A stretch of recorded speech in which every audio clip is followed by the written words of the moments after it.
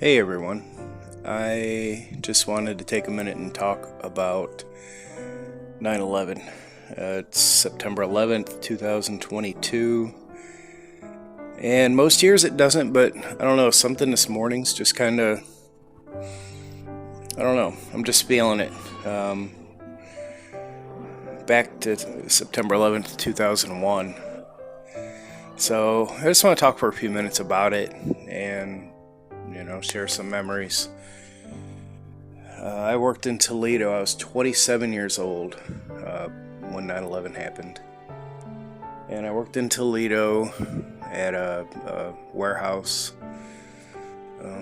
We sold parts over the phone. And it was a pretty slow day to begin with, but, at some point in the morning, everything just died. And we were listening to a CD, so there really wasn't, we weren't hearing anything. And phones are dead, phones are dead, phones are dead. Called one of my friends at a shop and just like, hey guy, you guys dead today or what? And he's like, dude, are you not listening to the radio?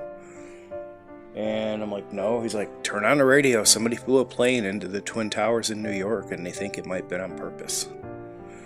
So we turn on the radio and sure enough, they're talking about it. And we had a TV upstairs, so we took turns going upstairs, watch a couple minutes of the news. And they were talking about, they kept showing the plane flying into the tower and just sitting there smoking,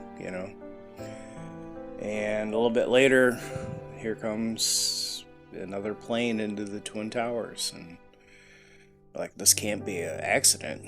2 planes in one day? There's no way. And they're talking it's got to be a terrorist attack or, something's going on. And it was weird. I've never been at work where nothing's happening. Just the whole town's dead. And we're wondering what's going on. And the radio was playing up to it big time. There were reports all over the place of attacks, minor attacks. We had the 2 airplanes into the Twin Towers, and then they flew the plane or, whatever happened into the Pentagon. But there was reports of car bombs going off in New York City and just all kinds of things, people shooting and things, and they were all, unsubstantiated reports, but it's like the news was reporting this, and they were reporting them as rumors.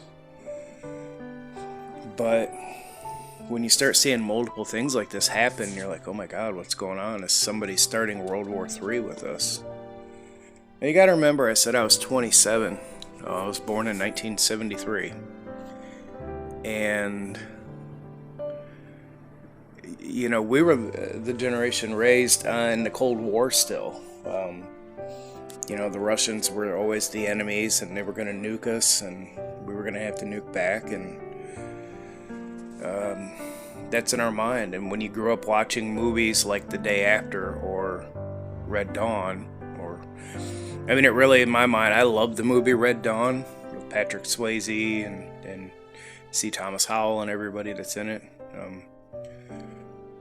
But when you watch those as a kid, nowadays it seems so unrealistic. The Cold War's been over with since 89, 90.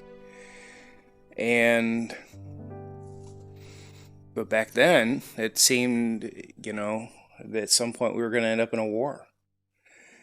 And nothing like that has ever happened on U.S. soil. They bombed the World Trade Center before, and some things had happened, but not a coordinated attack like this.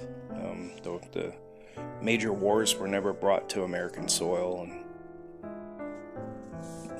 so people were just really, what the hell's going on? They shut down all the air traffic. They talked about how many planes are still in the air. They were trying to get them down. Supposedly there was 2 planes heading west out of New York, and one turned around, became Flight 93, that crashed in Pennsylvania. And the other one they never talked about. And I'm not a conspiracy guy, but they kept reporting that there was still this one plane unaccounted for, and that they were tracking it. At one point they said it was, it was over Ohio, it was over Indiana, over Illinois. And then, once things really settled down, that was it. And they never talked about that other plane at all. And I always wondered, did something happen? Did they shoot it down and don't want to talk about it? I don't know. Again, I'm not a conspiracy theory person, but it's just weird that they kept talking about it and how they had all the planes except for the two, and then the one crash. They had all the planes except for one. And then they just stopped talking about it. So, I don't know. The thought of a real World War III coming was not good, especially if somebody's bringing it to us.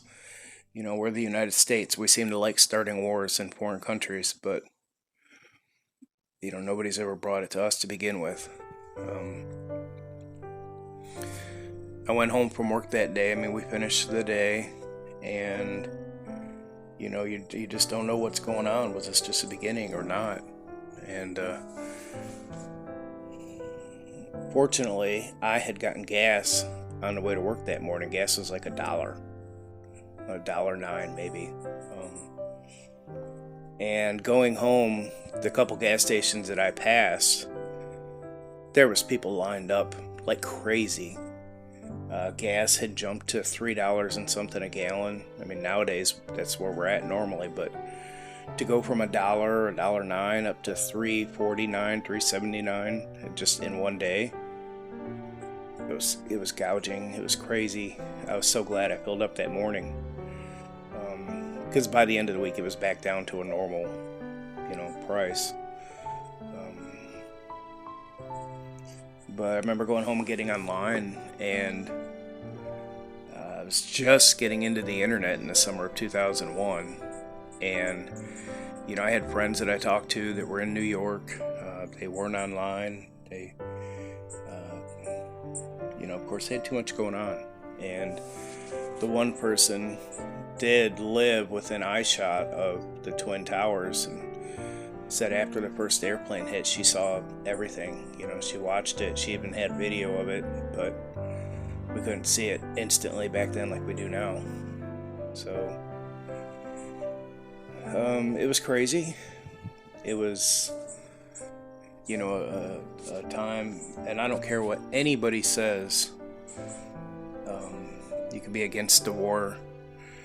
Bush took us to war in Iraq and Afghanistan, and it led, and it's still really going on. But I don't care what anybody says, man. The day after 9/11, everybody wanted us to go find who did this and take them out. And you might have only thought that for a day or so, and you might be a pacifist, you might be against war, and I don't care if you're a Democrat or a Republican at that time, you wanted something done about it. And, people blame President Bush for getting into that war. He had no choice. I'm not trying to take up for him, but the people wanted it. And even though Bush should never have been president, and he's the first one, he's come out and said that he shouldn't have been, he wasn't qualified, all of the issues he had. I respect him for admitting that. And when 9/11 happens 9 months into your presidency, it's not going to go well. Usually a president wants to be the guy who, for teaching, for education, or the one who fixed the economy, or global, the environment, or something like that. And that happened, and the only thing Bush was going to be known for was 9/11 and the war that we were putting ourselves into. So, not sticking up for him, but any president at that time would have had to have done it. If Al Gore had won the election in 2000, guess what? He would have put us into war too. So, I remember all the sporting events being closed off. NFL shut down for the weekend after 9/11. People were afraid to have these big events and that something was going to happen. People that, hey, they're going to fly a plane into the stadium, the football stadium and things. And the first thing the big event to go back on was the WWF, now the WWE. And, they shut down for, the first, I don't know if it was a week or what, but I remember watching the show and Vince McMahon saying, look, people need the entertainment, the getaway from the real lives, and that's what we do, and we make people forget about their lives for a few hours. And I haven't seen this speech from him in 21 years, but I'm just kind of remembering off the top of my head. But he said, we will continue on, we will not let people put us down and stop what we do, and we will be here for our fans and people that watch us. And they went on the air, and things kind of went back to normal. So that's my takes from 9/11. Of course, so many people died in the towers and in the rescue efforts, and there were so many firemen that died trying to help people get out, and police officers, and just people in general that were helping. I respect the hell out of that.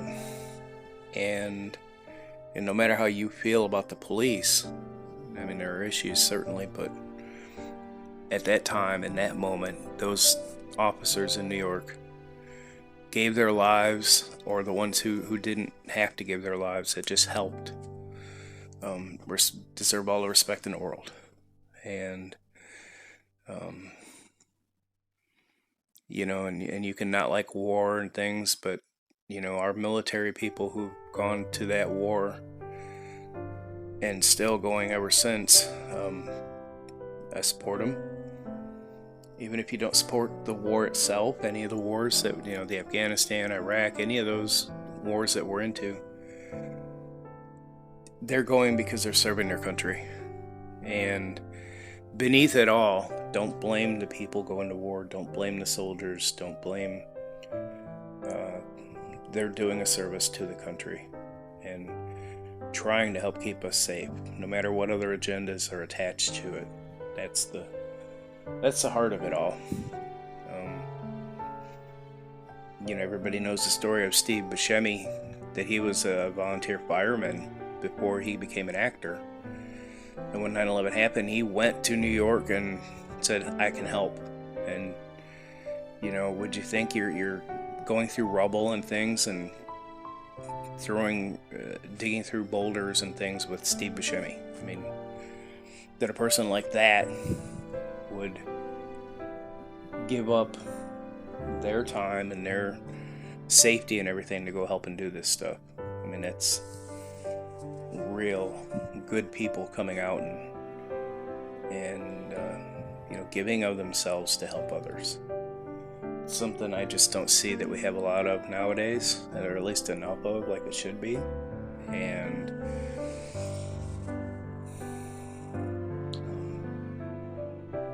it definitely changed the world that day. That's all. So I wanted to give you some perspective on,